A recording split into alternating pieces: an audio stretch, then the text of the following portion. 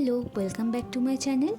If you have watched my previous video, you will know that I am doing this for autumn themed watercolor scenery.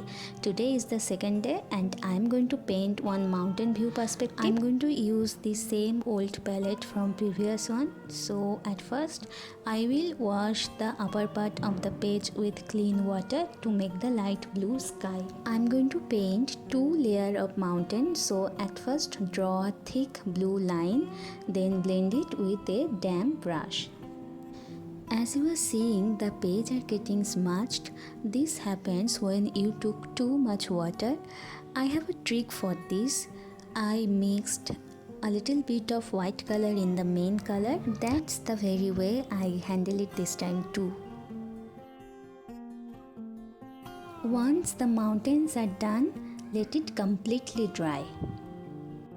Now I'm going to paint 3 autumn pine trees whose leaves are gonna be upwards.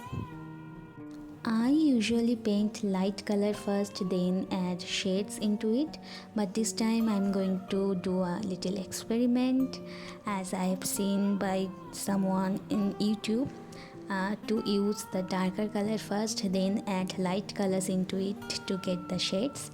So let's see how it turns out. Paint the other pine trees a little bit shorter to indicate the position of them. Like here, the bigger one is more in front of us than the others two.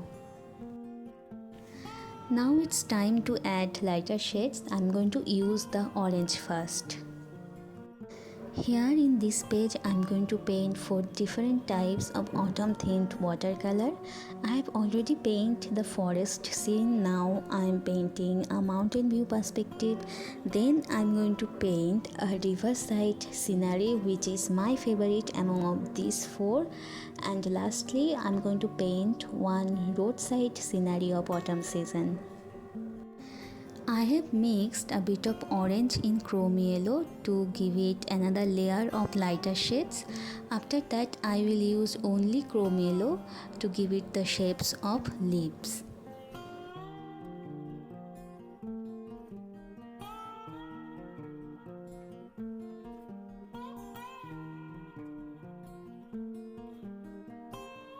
Once the yellow leaves are done, I'm going to use a little bit of vermilion hue in between the yellow leaves.